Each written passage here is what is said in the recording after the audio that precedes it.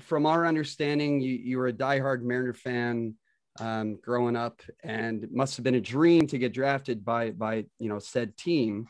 You get drafted by them in 2002, the year after a miraculous, single season, winning record, right? And you're kind of looking at working with this team with eyes wide open and probably salivating at the mouth, I would hope. But obviously you spent a lot of tough years on a losing team. As an MLB player, as a professional ball player, what is it like, and how do you get over, working? I'm sure it was a great group of guys, but there's got to be a sense of frustration around working, season after season. And again, trust me, on this podcast, we're preaching about all the years of pain and struggle and sadness that Mariner fans and players and whatnot have to go through. But I mean, what is that like? I mean, especially since you're doing a position here, a position there. I mean, how do you get motivated? And how do you keep going on as a team that is struggling, year after year? Well, I think, like you said, I grew up in Seattle, so I experienced all those miserable moments when we were losing and as a fan.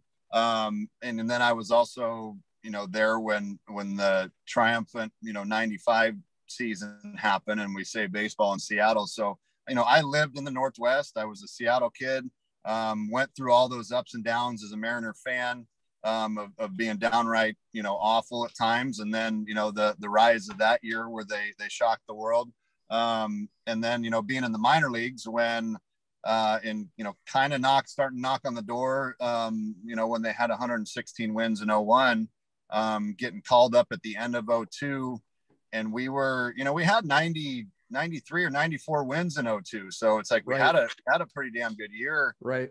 Granted, I was 93 in 2003 too. Well, I believe 2002, 2003 was 93 and 69 back-to-back consecutive seasons. So you had so it's like, we had very good, very good seasons as far as wins were concerned. And, we were in the toughest division in baseball at the time with the A's, and the Angels were also, very good.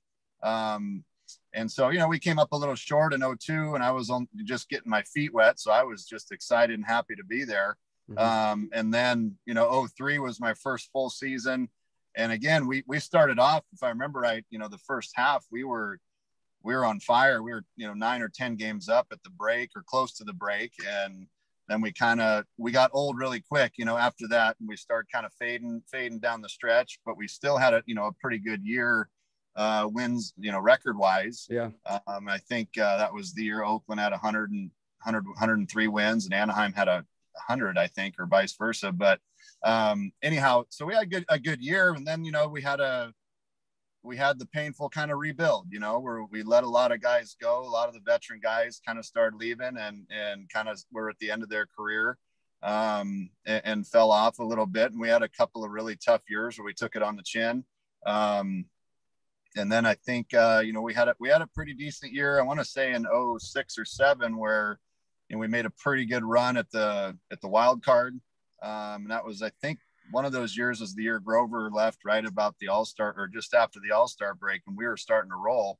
And, I think that stung a little bit from a team morale standpoint, and we kind of fell off a little bit. But, it was, to answer your question, there were times, it was tough getting to the ballpark, knowing that we were lousy and we were kind of in a rebuild, and then trying all these new faces coming up from AAA that were supposed to be the next coming of God, and watch them fall on their face. And it's just like, well, we need a new plan here. This isn't working. But it's on the same token as a player, especially myself, knowing the frustration of the fans in the city of Seattle, and knowing what they deserve and knowing what the city is capable of producing, it was frustrating at times. But you still, as a professional, you got to go out and try to give your best effort, and come to the ballpark, and they're paying tickets to watch you play. So you got to accept that as an opportunity to get out there and showcase yourself and play the best you can for the fans. And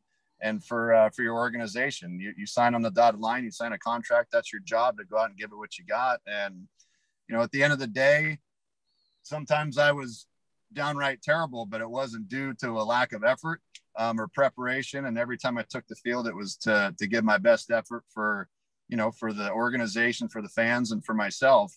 Some days it was good, some days not so good, but the effort and then the attitude and determination to do the best I could for that city was always there. So, you know, and to me, if you don't take that mindset and approach, then, you know, you're selling somebody short, whether it be yourself, the organization, or the fans. You know, not necessarily in that order, but you're doing a disservice to the game of baseball if you don't go out and give it everything you got when you're out there.